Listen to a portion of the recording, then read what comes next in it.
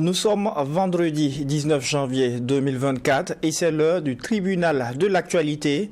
Auditeurs et auditrices de la radio WattFM sur la fréquence 100.7, téléspectateurs et téléspectatrices de Twi TV au numéro 264 sur le bouquet Canal+ et sur la fréquence TNT du multiplex. Mesdames et messieurs, bonjour et bienvenue à la 5e et dernière audience du tribunal de l'actualité pour cette semaine.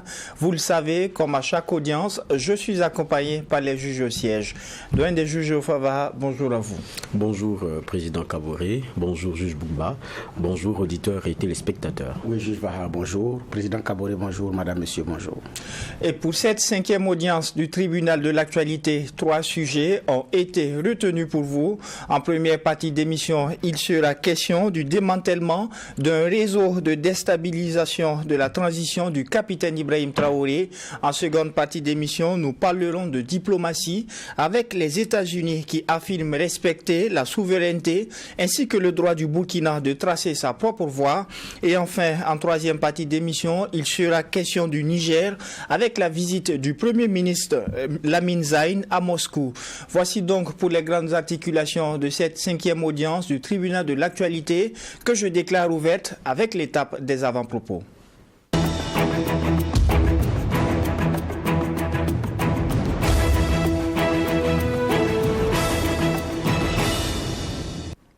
Juge Benna Bougma, qu'est-ce qui retient votre attention pour cette audience du tribunal? Merci. Mon avant-propos va concerner la CAN et le plateau de la télévision nationale à Bouaké. J'avais dit que c'était pas joli, ça ne nous reflétait pas, c'était pas très beau.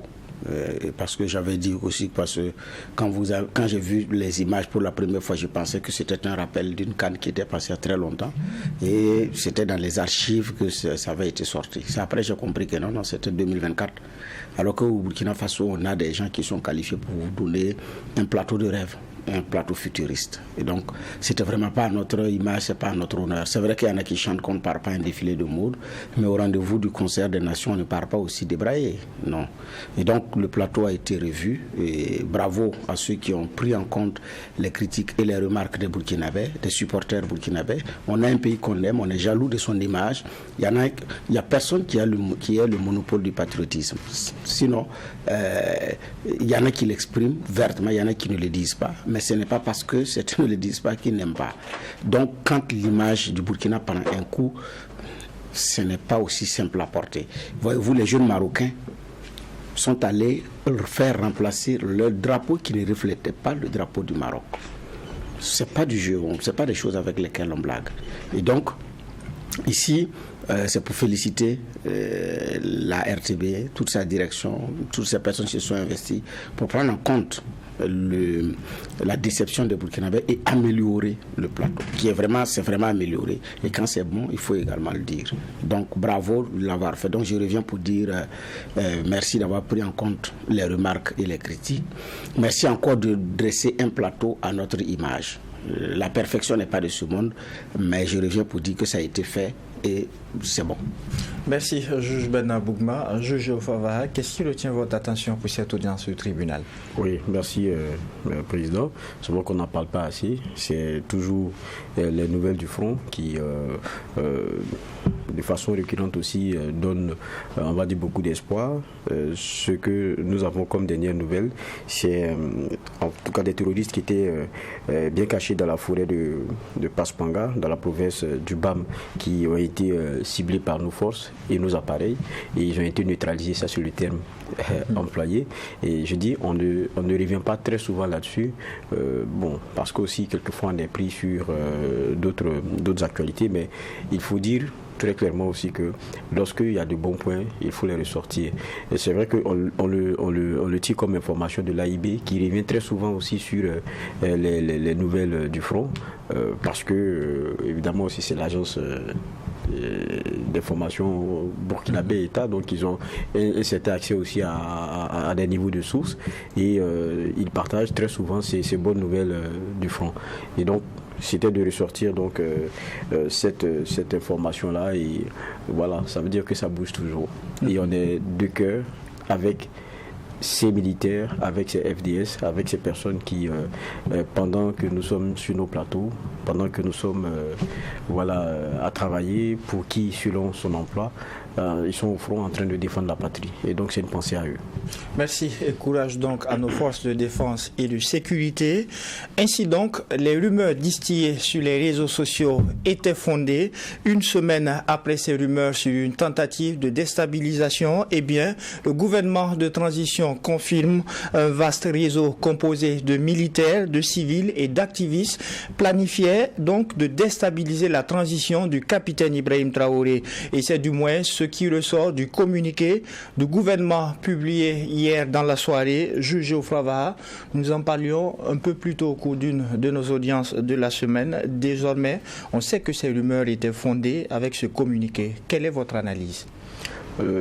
Maintenant, on est un peu plus à l'aise d'opiner parce que jusqu'à présent, comme nous le disions la dernière fois, il y avait beaucoup de mouvements en termes d'arrestation, interpellation, et beaucoup de noms étaient sortis et il se susurrait qu'il y avait en tout cas des tentatives de déstabilisation. Mais il y a aussi que cela doit nous enseigner que rien n'est vraiment, il n'y a pas de calme plat, il n'y a pas de certitude profonde à se dire que bon, tout est bien, tout est bon dans le meilleur des mondes. Il y a une transition qui doit continuer d'être aux aguets. Il y a une transition qui doit continuer d'être éveillée parce que les velléités et les volontés de déstabilisation là ne finissent pas. Maintenant, jusqu'à quel seuil, c'est un peu les questions qu'on se pose parce que à chaque fois, il y a du civil, mais il y a aussi du militaire qui est concerné. Et ça fait qu'il y a beaucoup de questions qu'on pourrait se poser. Mais c'est pas la première tentative en fait. C'est pas la première tentative. Et de tous les modèles qu'on a depuis, c'est-à-dire sur lesquels il y a la communication, on a encore, et ça je pèse mes mots, on a toujours l'impression que ce sont des dynamiques qui sont tuées dans l'œuf. Parce qu'on n'est pas encore arrivé, je ne sais pas de mémoire, à déjouer une tentative avec autour où Ouagadougou se rencontre de coups de feu et d'affrontements. Non, on a l'impression qu'il y a un bon renseignement qui travaille de sorte à ce qu'on n'en arrive pas à l'exécution de manœuvres ou d'éléments qui ont été mijotés dans des couloirs. Donc on est toujours dans ce schéma-là. Mais en même temps, quand c'est comme ça, c'est difficile aussi pour beaucoup de ne pas se dire bon, comment est-ce qu'à chaque fois on a des gens qui sont dans la dynamique. C'est-à-dire jusqu'à présent on n'est pas dans du parce que je dis souvent on a une partie de la population qui est du Saint-Thomas qui se dit qu'on dit coup d'État, c'est-à-dire qu'ils ont commencé à tirer. Vous vous rappelez par exemple comme dans certains pays comme le Bénin, quand on attrape un cuisinier, vous dites mais celui-là il peut faire quoi? Mais attention, est-ce qu'il faut attendre que l'action se mène pour y mettre fin, ou bien dès le départ, lorsqu'on a des conversations, on a des éléments en tout cas qui sont assez probants et qui donnent de la dynamique d'une déstabilisation, il faut s'y mettre. Mais bon, c'est notre réalité depuis un certain temps. C'est comme Bernard Bougma le dit, il y a des gens qui se réveillent chaque matin avec ces intrigues-là dans la tête, et ça il faut faire avec.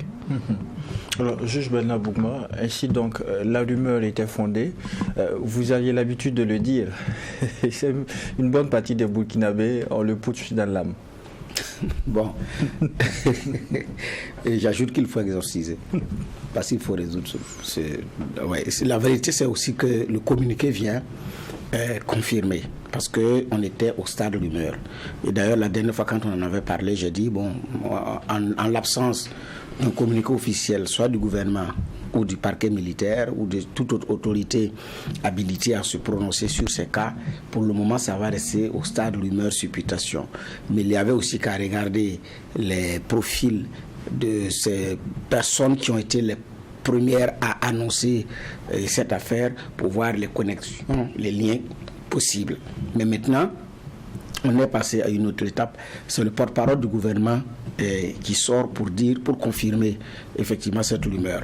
Maintenant, c'est sûr que les autres détails, le procureur militaire ou en tout cas toute autorité judiciaire habilitée nous dira ce qu'il y a. Parce qu'en général, je parle du procureur militaire, en général, c'est géré par le tribunal militaire pour ces questions-là. On est habitué à le voir. Maintenant, ce qu'on attend maintenant, c'est parce qu'il dit que ça implique des personnels, des personnes civiles, militaires et même des militaires radiés à l'intérieur du Burkina et à l'extérieur. Et comme il y a aussi des activistes. Et des activistes, voilà. Et comme il y a des gens qui ont été arrêtés, on en saura davantage certainement quand les autorités judiciaires vont communiquer suffisamment là-dessus, parce que, bon, au nom de la séparation des pouvoirs, je ne pense pas qu'il appartient au gouvernement de donner tous ces détails avec... voilà. Donc, on attendra de voir, pour en savoir davantage, qui sont les autres personnes, peut-être qui ont été interpellées et qu'on n'a pas su dans le cadre de cette affaire.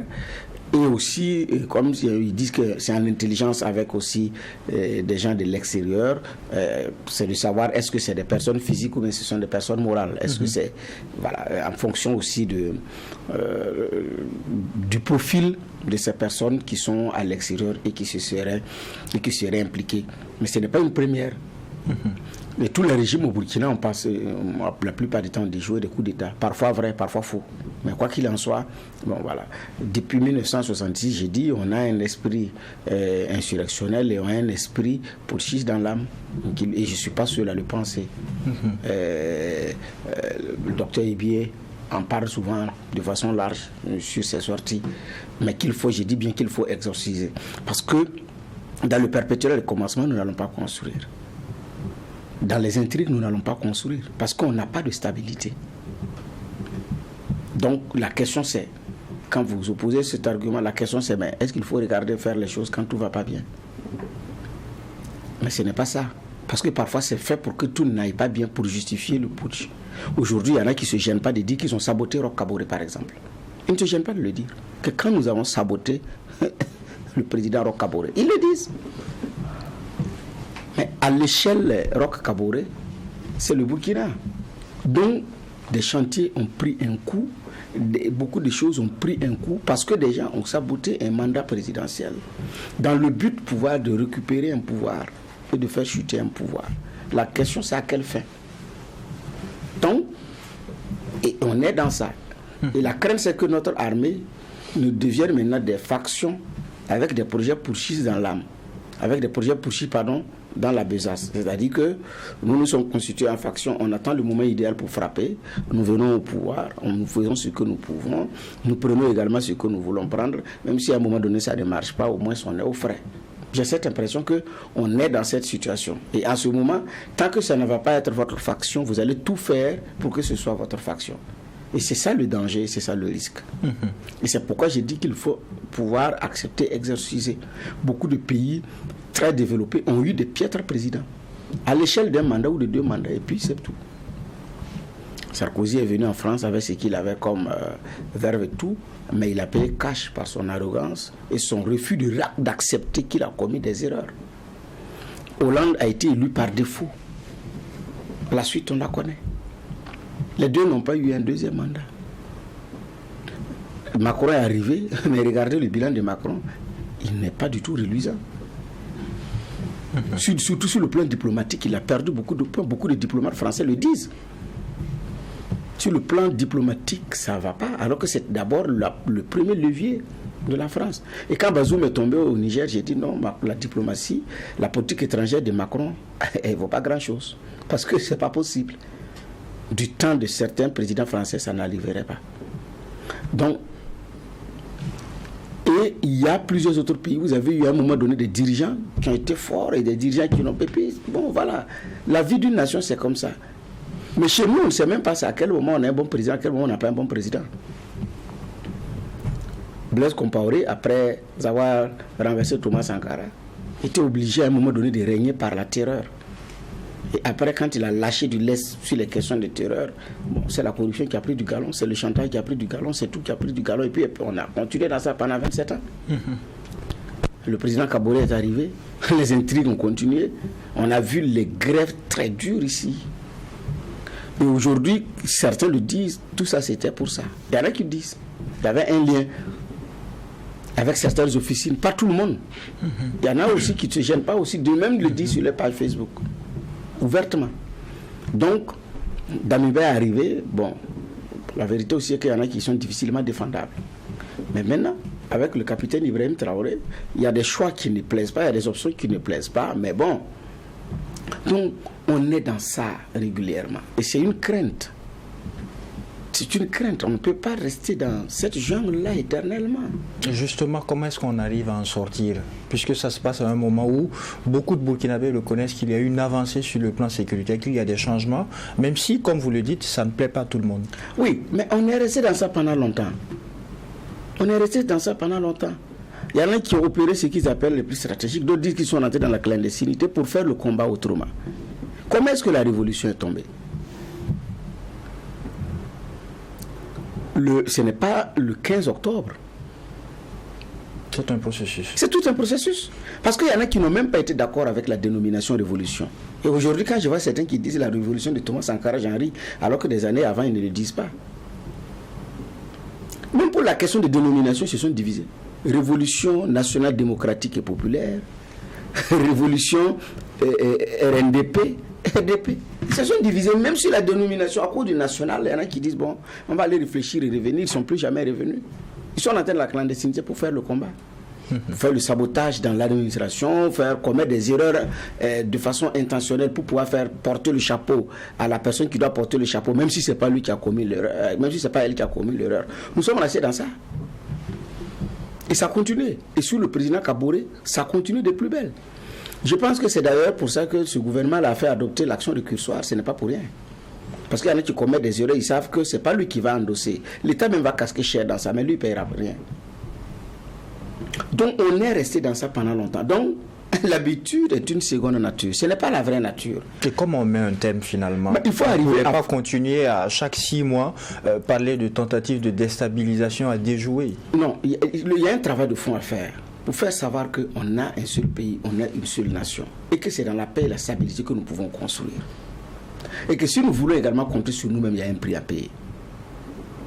Et que le jeu démocratique, on dit d'ailleurs jeu démocratique. Le jeu démocratique ou le jeu politique, par moments ça marche, par moments ça ne marche pas. Mais les intrigues également vont avec. Mais maintenant, si vous en prenez à un gouvernement, non, vous en prenez à un État, parce qu'il y a des têtes du gouvernement qui ne vous plaisent pas, il y a un problème. Alors qu'il y a des, même sous le président, en fait je prends le président Kaboré parce que c'est le plus récent où il y a beaucoup d'intrigues. Il y en a qui s'en prenaient à l'État pensant s'en prendre à un gouvernement. Un gouvernement est passager et c'est sur une durée bien déterminée. Si un gouvernement a duré, c'est 5 ans. La durée de vie d'un ministre, désormais, c'est 5 ans pour un mandat présidentiel de 5 ans. S'il a pu tenir jusqu'à la fin du mandat. Vous en prenez à quelqu'un, à un moment donné, vous vous trompez pour vous en prendre à la République. Et il n'y a personne qui vous fait sanctionner parce que là, vous ne vous en êtes pas pris à quelqu'un, vous en êtes pris à l'État. Quand bien même le ministre, c'est pratiquement le tout le symbole. On a fait cette confusion. Mais maintenant, les Burkinabés aussi sont devenus, pour les questions de coup d'État, sont devenus comme des Saint Thomas, pour paraphraser juge Var. On en a tellement entendu parler, parce qu'il y a aussi de faux coups d'État qui sont annoncés. À tel point que quand on dit qu'il y a un putsch avorté, il y en a qui n'en croient pas. Et ils ont raison aussi. On a eu suivi des coups d'État qui n'étaient pas des coups d'État. Donc, et ça, quand on vous donne les éléments de preuve, après vous dites, moi je doute que ce soit vrai. Je ne crois pas trop. Donc on est aussi sceptique. Ce qui fait que quand on annonce même des tentatives de déstabilisation, on les prend avec des pincettes. Compte tenu également de notre histoire d'intrigue. Puisque même ces faux coups d'État font partie des intrigues aussi de ceux qui dirigent. Parfois pour éliminer des gens, pour réduire, ou bien pour. Donc tout ça mis dans ça, on est dans un imbroglio total. Comment est-ce qu'on démêle le faux du vrai? Est-ce que la déstabilisation était vraie? Est-ce qu'elle était fausse? Vous ne savez pas. Donc, il y a tout ça. Juge Geoffroy Vaha, énième tentative de coup d'État au Burkina sous ce régime. Quand on regarde le profil, c'est les mêmes qui ressortent. On parle de militaires radiés, on parle de militaires en activité, on parle d'OSC, on parle d'activistes. Finalement, comment est-ce qu'on met un terme à ces velléités, puisqu'on ne peut pas passer le temps à déjouer des coups d'État. L'essentiel, c'est le retour vers l'intégrité du territoire national. Non, mais quand vous parlez des profils, c'est vrai qu'il y a quelqu'un qui disait à une certaine époque que même avec tout le respect, avec une police municipale, lui, il est prêt il peut dégommer un président, on l'a entendu ici. Mais vous ne pouvez pas avoir de tentative de ce type-là sans qu'il y ait de militaires dedans. Sinon, je ne sais pas comment des civils vont aller vont aller dégoupiller un président militaire. On parle aussi de militaires radiés. Est-ce qu'il ne faudrait pas régler toutes ces questions une bonne fois? Bon, moi, parce que vous posiez la question tout à l'heure à Bernard, comment on fait pour arrêter ça? Peut-être faut rentrer dans la tête de ces personnes qui se réveillent chaque matin et en se rasant se disent que moi je dois aussi, je peux être là-bas aussi et que je veux me donner les moyens d'y être sans passer par sans passer par le chemin qu'il faut. Mais je pense que ce qu'il faut retenir pour moi c'est très important, c'est comment on fait pour sortir de la période de transition et qu'on construise un pays qui est de bonne base, avec un renouvellement comment on appelle ça, des régimes ou des personnes qui accèdent à la présidence dans un sain comment dire cela, un sain processus. Je crois que c'est ça qui est important. Pour moi, c'est ça qui est important. Parce que la transition va durer autant qu'elle veut. Ceux qui estiment qu'il peut venir comme vous êtes venus seront toujours nombreux. Comment on change les choses de sorte qu'on essaye un processus bien établi? Parce que c'est ça aussi la vocation de la transition. C'est de déboucher sur des élections. C'est courageusement faire des réformes pour que on ait un genre de process sain qui fasse que quand on a un président qui est élu, il ne fasse pas l'unanimité, non, mais qu'il soit accepté parce que le process il est sain et que en définitive le perdant se rend compte que prochainement je pourrais avoir la chance, il me faudra aller convaincre les citoyens. C'est ça. Mais si on a l'impression aussi que ça a vocation à devenir voilà, une transition dont on ne sait pas quand est-ce que ça va s'achever, ça aussi c'est un problème. Maintenant, quand vous regardez le communiqué dit quoi? Que tous les éléments ramènent à un groupuscule qui pense qu'il doit avoir plus de pouvoir dans la décision aujourd'hui. Ça, par exemple, je ne comprends pas. Est-ce à dire qu'il y a des gens qui se sentent écartés? Maintenant, est-ce que aussi ça ne veut pas dire qu'il y a une transition qui doit travailler à être encore plus inclusive? Maintenant, vous savez, il y a des gens aussi, il faut les inclure comme vous voulez. Le gars, chaque matin, il veut son coup d'État. Ça aussi, c'est la réalité. Donc, de quel groupuscule on parle? Ça, c'est beaucoup de questions qu'on pourrait se poser. Et même lors des dernières communications, lors des communications sur des coups d'État précédents, on a toujours été surpris par rapport à certaines arrestations, même si le mot n'est pas dit que c'est dans ce cas de figure que certains ont été arrêtés, mais dans certains cas, on a cité carrément les militaires et autres. Vous vous rendez compte qu'il y a des noms aussi, on a des niveaux aussi dans l'armée. C'est dit, ce n'est plus c'est plus le soldat périphérique là qui vient tenter. Non, c'est quelquefois même on l'a jusqu'à un certain niveau de l'armée. Donc ça aussi c'est des questions qu'on pourrait se poser de façon légitime. Mais je crois que ça pose le problème de l'inclusion. Et pour moi ça c'est un élément qui est très important. Juge Bernard Boukma, on termine là sur ce sujet. Quel doit être le rôle de la justice dans ces affaires de velléité de déstabilisation ou de déstabilisation totale, comme le communiqué le confirme? Parce qu'il y en a eu plusieurs sur le plan judiciaire. On parlait d'une suite au niveau de la justice militaire, mais jusqu'ici on attend. Oui, c'est de dire le droit. Est-ce qu'il y a, je ne sais pas, c'est de dire le droit, c'est de faire la justice, c'est tout. Maintenant, ce genre de dossier, bon, les professionnels disent que les enquêtes traînent. Parce que, bon, voilà, sinon, ce n'est pas là. Même dans l'affaire du palais Mogonaba, le tribunal avait annoncé qu'il y avait un autre dossier de tentative de déstabilisation qui serait en cours, mais en lien avec et que certains messages qui avaient été lus lors du procès concernaient d'ailleurs ce dossier probable à venir. Jusqu'à présent aussi, il n'y a pas eu de suite sur ça. Ce n'est pas la première fois. Et après, il y a eu d'autres où la célèbre phrase « Waïa » est sortie toute une nuit, on se rappelle, où effectivement les véhicules même avaient été fouillés par ceux qui occupent les ronds-points. Là aussi, jusqu'à présent aussi, c'est silence radio. Donc, on a une administration burkinabé dans son ensemble, qu'elle soit militaire ou qu'elle soit civile, qui est peu encline à communiquer. Ce qui fait que même quand le dossier avance jusqu'à un certain niveau, c'est très difficile d'en savoir davantage. C'est tout. Donc, qu'est-ce qu'elle fait?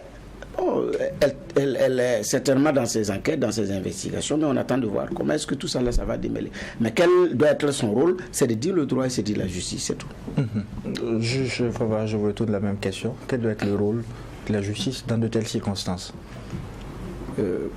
Avant d'interroger son rôle, moi je plains son inconfort même. Parce que c'est une justice, en fait, qui juge celui qui a tenté quelque chose qui n'a pas marché. Sinon, celui qui a tenté, qui a marché, est-ce qu'il le juge? Parce qu'on parle de coup d'État, non? On se comprend. Donc, pour moi, c'est pas la justice. Je le dis encore, c'est pas la justice là qui va changer les choses. C'est que il faut qu'on puisse poser les jalons pour qu'on ait un pays qui structurellement là est bien posé, de sorte à ce que les renouvellements là se fassent par les jeunes. Et ça, pour moi, c'est ça qui est important. Sinon, pourquoi est-ce que dans certains pays, il ne vous viendrait pas à la tête de venir faire un coup d'État? Mais parce qu'ils ont assis la structure. Ça fait que, même si vous voulez, vous savez que c'est compliqué.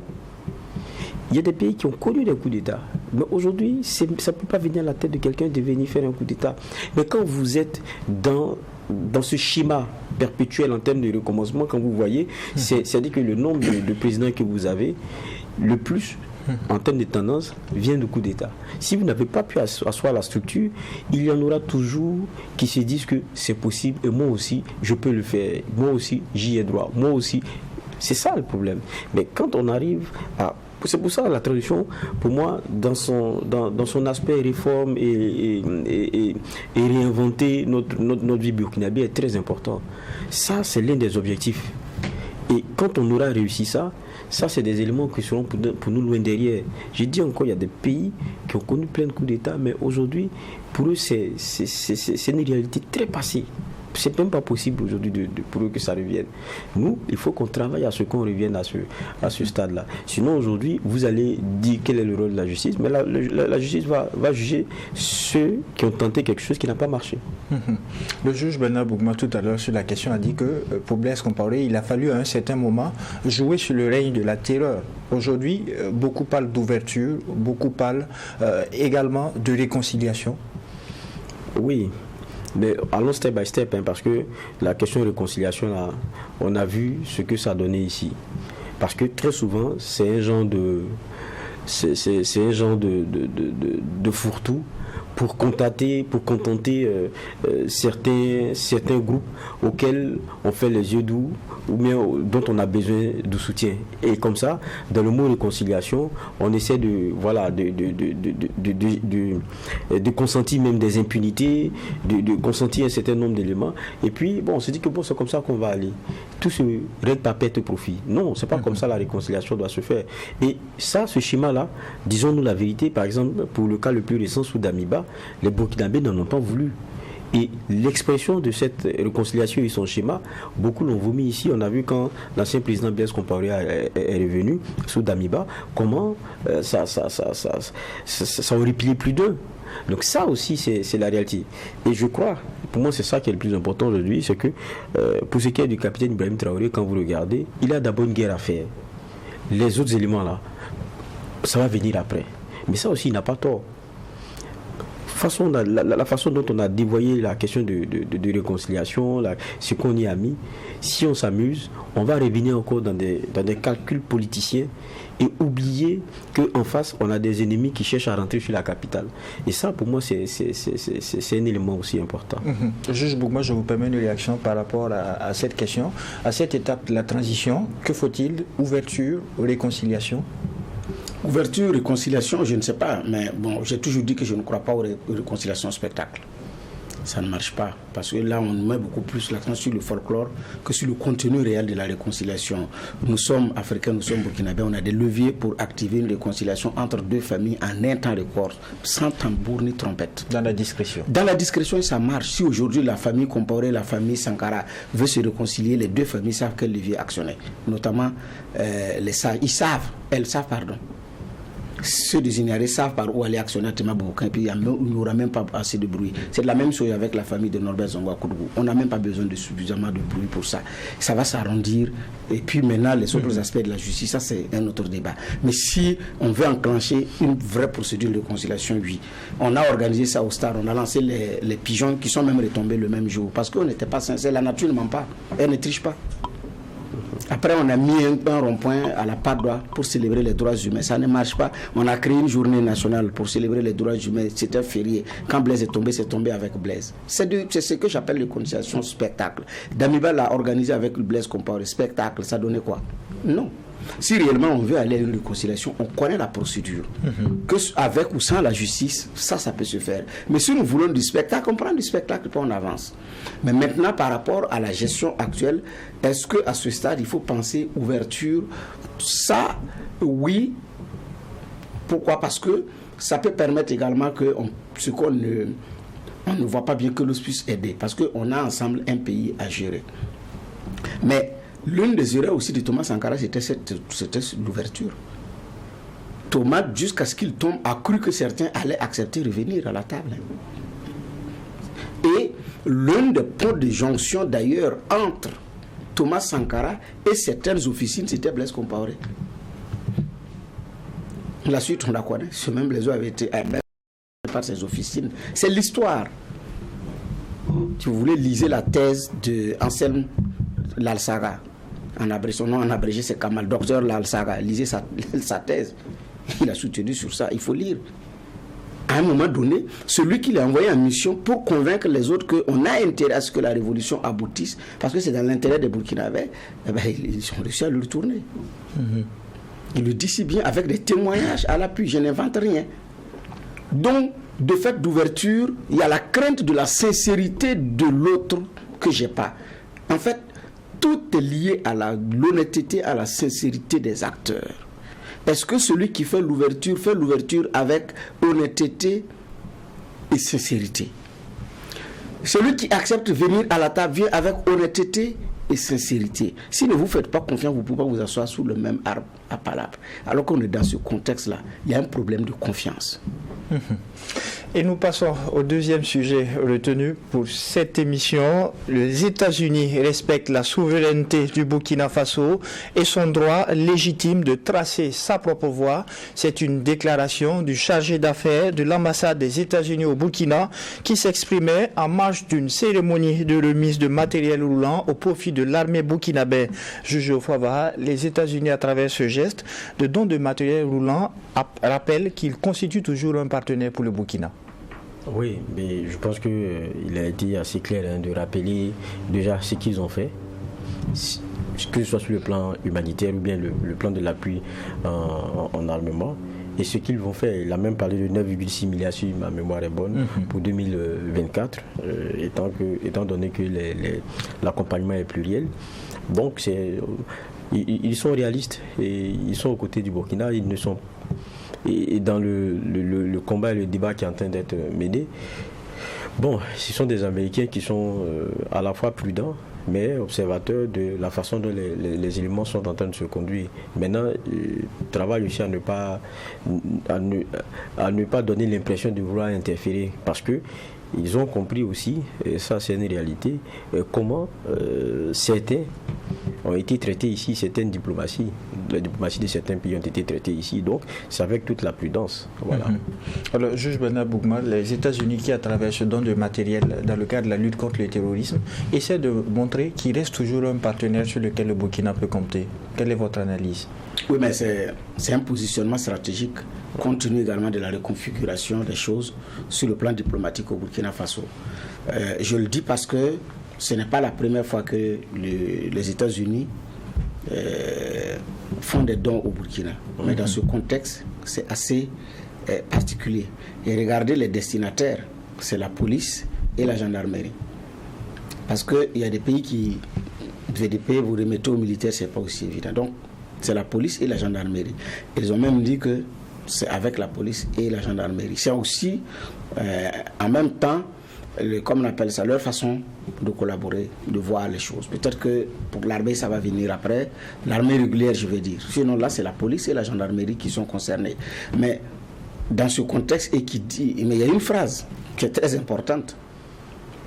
Le respect du choix du Burkina et sa liberté de tracer son chemin. Ça, c'est fort. Donc, c'est-à-dire que ça rejoint ce que les Allemands également avaient dit quand l'Allemagne avait fait son don en septembre. Le diplomate allemand a dit que c'est vrai, ils sont au niveau de l'Union européenne, mais eux ne sont pas une ex-puissance coloniale. C'est clairement dit. Regardons très bien les choses de près. En 2014, il y a eu une insurrection populaire. La coopération belge ferme ses portes parce qu'elle ne travaille pas avec un État qui n'a pas organisé l'élection. 2022, 4 janvier, le président Kaboré tombe. La coopération belge n'a pas fermé ses portes. 30 septembre 2022, Damiba tombe. Donc, deuxième coup d'État dans le coup d'État. La coopération belge n'a pas fermé ses portes. Peut-être qu'un temps ça m'a échappé, mais je ne crois pas. Pourquoi? Pour une insurrection, on a dit c'est populaire, c'est la population elle-même qui s'est révoltée. Vous dites que vous ne travaillez pas avec un régime de transition. Mais là, c'est un coup d'État. On a tapé la démocratie. Pim. Avec des armes. Vous êtes restés. L'Allemagne également se positionne de façon stratégique. Septembre 2023, l'Allemagne fait don à l'armée, au génie militaire, avec des infrastructures de déminage, du matériel de traitement d'eau pour avoir de l'eau potable pour les soldats sur le terrain, avec un centre d'entraînement pour chiens, un centre cynophile, valeur 16 milliards et quelques. Presque 16 milliards 400 millions de francs CFA que l'Allemagne a, parce que c'est 16 milliards 398 millions avec du jeton là-dessus. En décembre dernier, la même Allemagne revient avec encore un don au génie militaire. Valeur plus de 2 milliards de francs CFA. Non, c'est le premier don qui était à 2 milliards. Là, on a ça. Donc, quand vous réunissez les deux dons de l'Allemagne, en quelques mois, septembre-décembre, c'est presque 20 milliards. C'est un positionnement stratégique. Les États-Unis également ont compris. Prenons le coup d'État au Niger.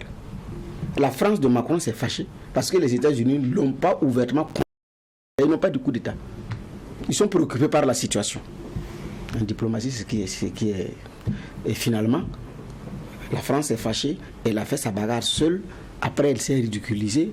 Elle a même gardé l'ambassadrice du Niger qui était en poste pour dire que c'est elle qui représente le Niger. Comment est-ce que vous pouvez décréter que quelqu'un représente le Niger? Et tous les États ont décrié la France.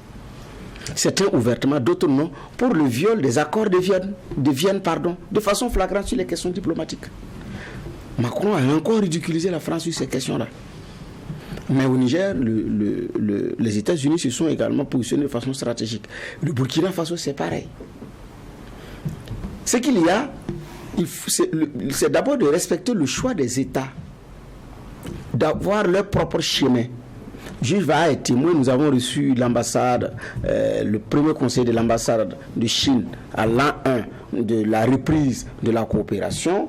La Chine a dit qu'elle a trouvé sa propre voie de développement.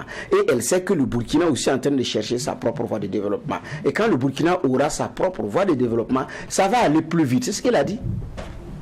Parce que les États ont la liberté de chercher par eux-mêmes leur chemin de développement, en s'inspirant des autres, en prenant avec l'autre ce qu'on peut prendre, mais en laissant ce qu'on ne peut pas prendre. Mais j'ai l'impression qu'on nous donne le droit de choisir cette voie.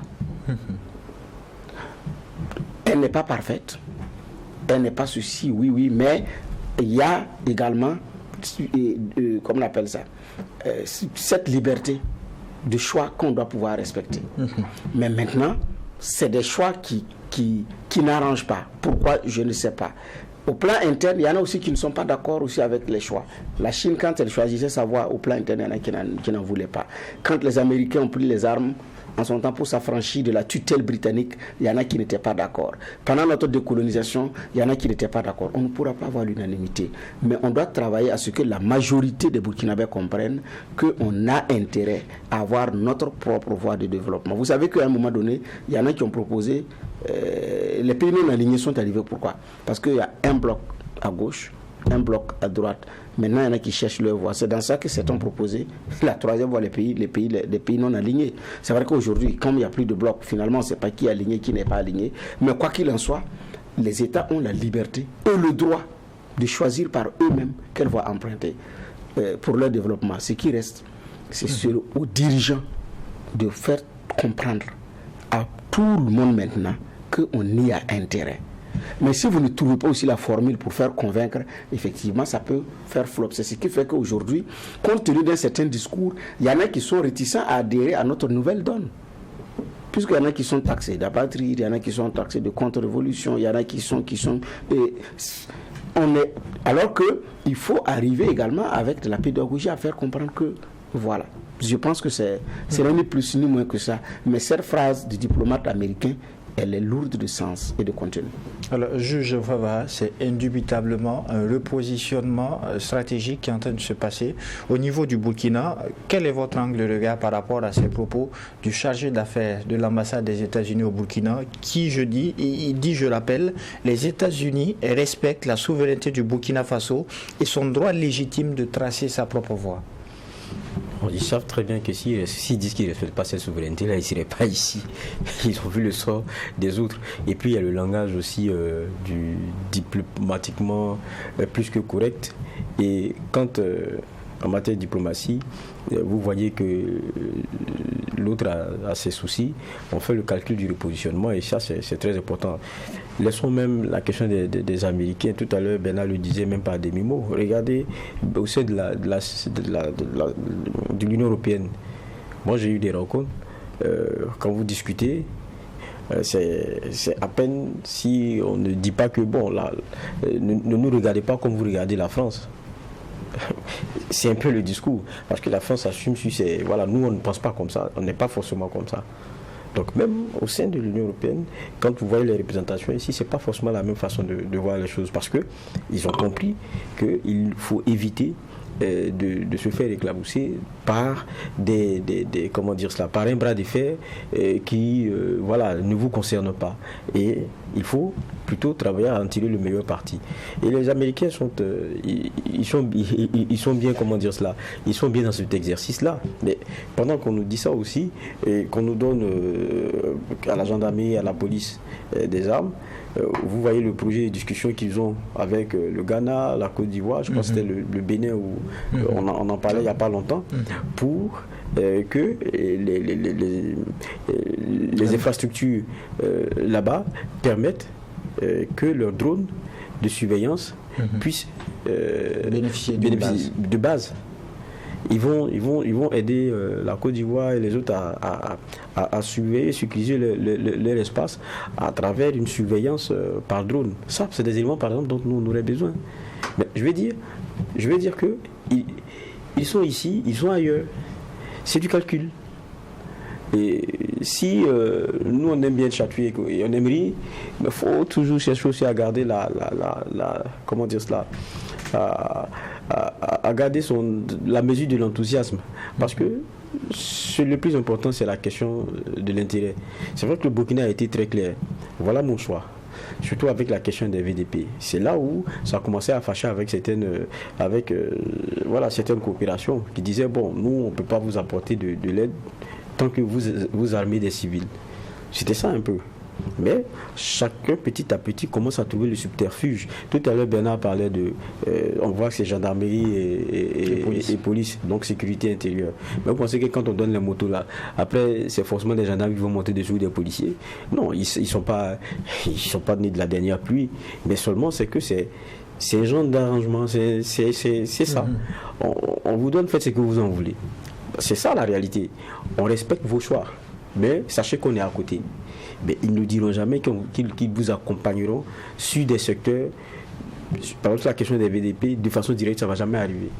Est-ce à dire qu'aux yeux d'une certaine frange de la communauté internationale, que le Burkina est devenu hyper fréquentable? Non, on n'ira pas jusque-là.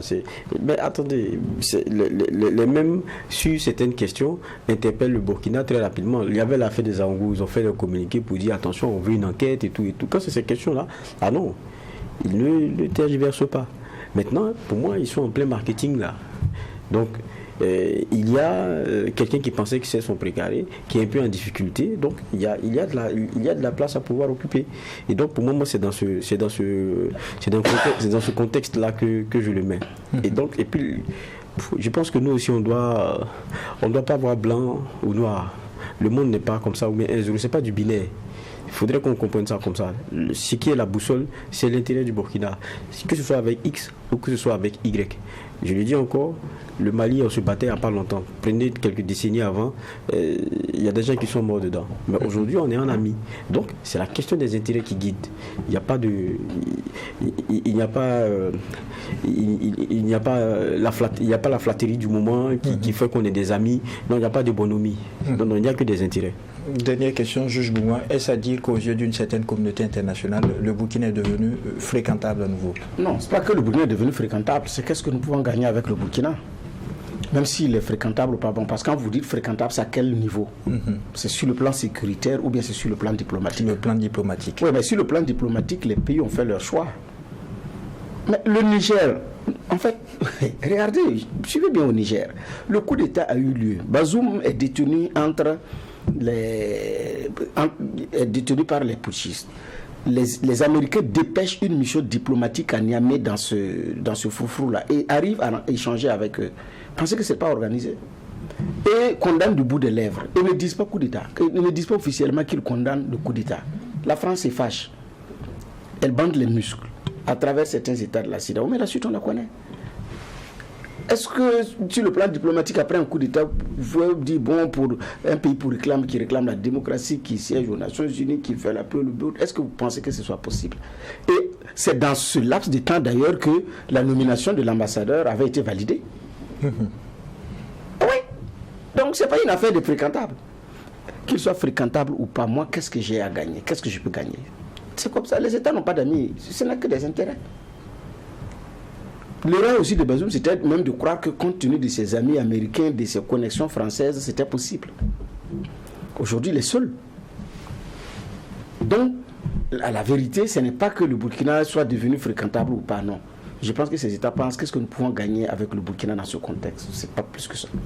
Vous avez fait l'ouverture, vous gardez la parole pour réagir par rapport au dernier sujet qui a été retenu.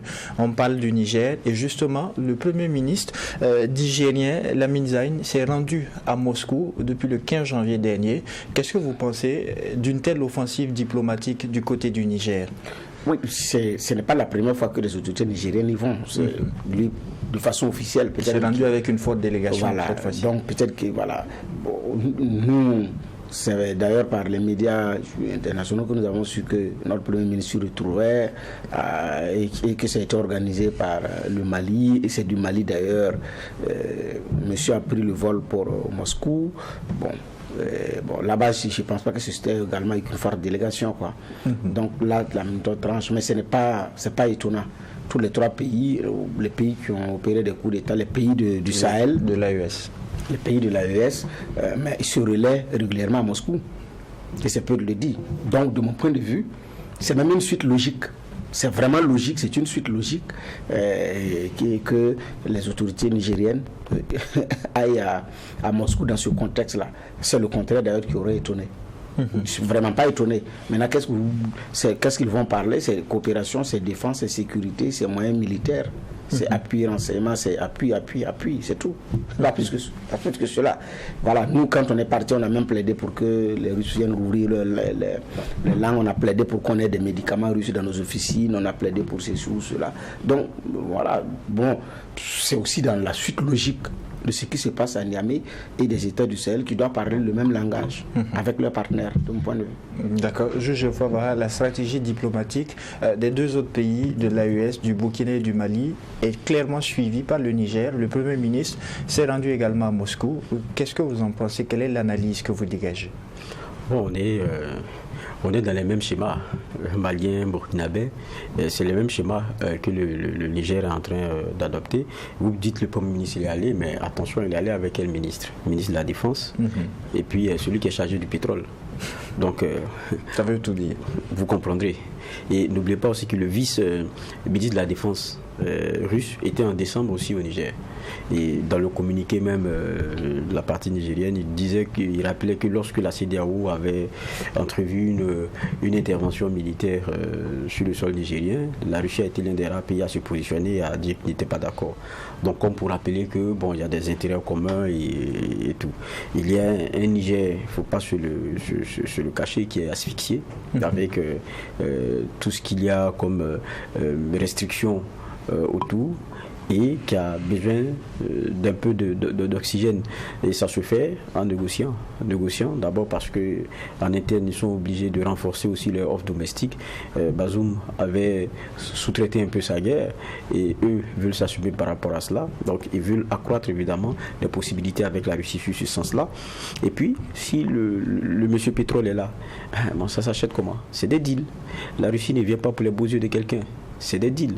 Et donc, c'est un peu pour tout ça qu'ils y sont. Et ils disent qu'ils sont venus au nom du peuple nigérien qui a voulu que cette coopération soit renforcée. En tout cas, c'est les besoins du moment. C'est la voie. Le Burkina l'a fait, le Mali l'a fait, ils le regardent, ils se disent ça marche. Donc pourquoi est-ce qu'eux ne le feront pas? Et puis, c'est pas en Europe qu'ils vont aller aujourd'hui. On sait les postures. Donc, pour moi, ça n'est que logique. Et c'est ici que nous mettons un point final à cette 5e audience du tribunal de l'actualité. Merci juge Geoffava pour les angles de regard et d'analyse. Merci juge Bernard Bougman pour les clés de lecture apportées. Merci à vous auditeurs et téléspectateurs qui nous avez suivis tout au long de la semaine. Et n'oubliez pas, ici au tribunal de l'actualité, la rigueur d'une justice équitable s'applique sur tous les sujets enrôlés. Au revoir et à lundi pour une autre convocation.